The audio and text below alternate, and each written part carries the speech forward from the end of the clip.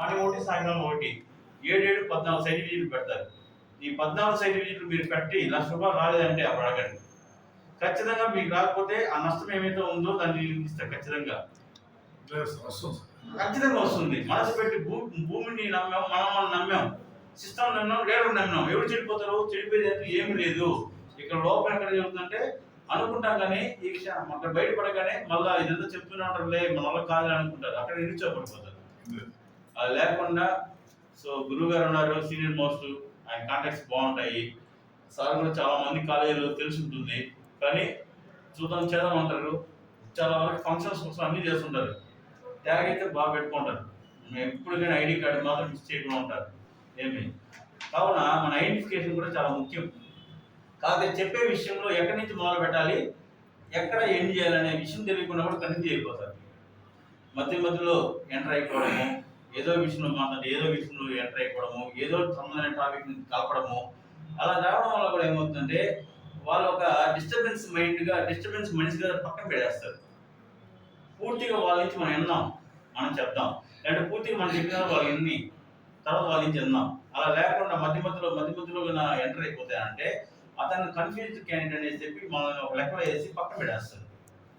So అలా కూడా మనకు సమయం తీసుకుని అడగండి. ఫోన్ చేస్తారు, సార్ మీతో ఒక 2 నిమిషాలు మాట్లాడచ్చు సార్, ఒక్క నిమిషం చెప్పండి, మళ్ళీ 5 నిమిషాలు 10 నిమిషాలు కూడా మాట్లాడండి. ఫస్ట్ మీరు ఫ్రీగా ఉన్న 1 నిమిషం మాట్లాడుకోండి సార్ అంటే పర్మిషన్ అడిగి తీసుకోవాలి. ఎవరైనా సరే, ఇప్పుడు పిల్లలైనా భార్య అయినా ఎవరికైనా పర్మిషన్ లేదా ఇప్పుడు ఏమి చేయడం లేదు. కాబట్టి మనం బిజినెస్ ఆపర్చునిటీ చేసేటప్పుడు మనం 1 నిమిషం టైం అడిగి మాట్లాడడం తప్పేముంది. ఇంటున్నాళ్ళే తెలియకుండా ఫోన్ ఎత్తినప్పుడు మన విషయం చెప్పేసి కొన్ని గమ్మున అయిపోతే ఏం లాభం. మీరు ఫ్రీగా ఉంటే 1 నిమిషం మాట్లాడుకోవడం సార్, మాట్లాడగలుగుతారా, టైం ఉందని అడుగుతాం. అప్పుడు ఎటువంటి సార్ ఏదో బిజీగా ఉన్నా కూడా సరే పర్లేదు చెప్పండి మాట్లాడు, అట్లా టైం తీసుకుని మనం చెప్తాం.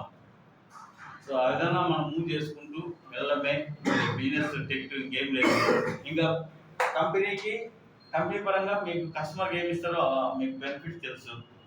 వాళ్ళకైనా పాంచ్ పటాక, మనకైనా పాంచ్ పటాక, 5 రకాల బెనిఫిట్స్ వాళ్ళకు ఉన్నాయి, మనకి ఉన్నాయి. కాకపోతే మనం ఏంటంటే కస్టమర్గా మనము ఏపీలో ఉన్నప్పుడు కస్టమర్నే మనం చేయాలి. మనం బిజినెస్ చేసే వాళ్ళము కాదు కాబట్టి బిజినెస్ చేయాలి ఓన్లీ.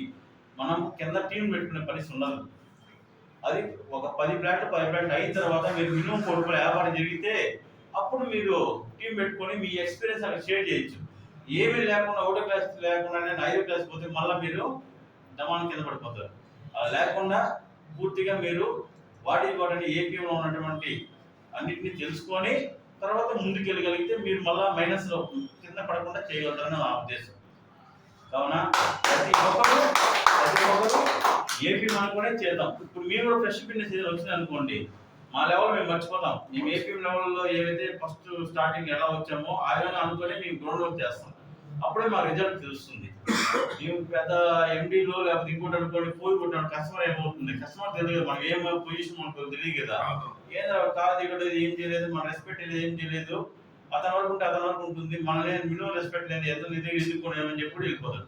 మనం మళ్ళీ బెండ్ అవ్వాలి. అక్కడ మళ్ళా మన ఓన్ బిజినెస్ ఉన్నప్పుడు మళ్ళా కింద స్థాయిలో ఎలా అయితే మనం స్టార్టింగ్ చేయడం ఆ విధంగా మళ్ళీ వెళ్ళి వాళ్ళకి డోర్ తీయడం కానీ, నీళ్ళు ఇవ్వడం కానీ, గొడుగు అవసరమైతే ఎండ వస్తే గొడుగు పట్టడం, వర్షం వస్తే గొడుగు పట్టడము, వాళ్ళకి మంచి మాటలు చెప్పడము. చుట్టుపక్కల అంతా కూడా మన దగ్గర ఉన్నటువంటి ఫైల్స్ ఉన్నాయి, చాలా ఫైల్స్ ఇచ్చాం అన్న. మేమంతా కూడా ప్రతి వారం ఫైల్స్ ఇస్తున్నాం. ఒక్కరు కూడా ఇప్పుడు ఫైల్స్ ఇస్తాం. ఎలాగైతే విద్యార్థికి బుక్కులు చదువుకి అవసరమో, ఒక రిలేషన్ చేసే వాళ్ళు కూడా మినిమం డైరీ మెయింటైన్ చేయడము, ఒక ఫైల్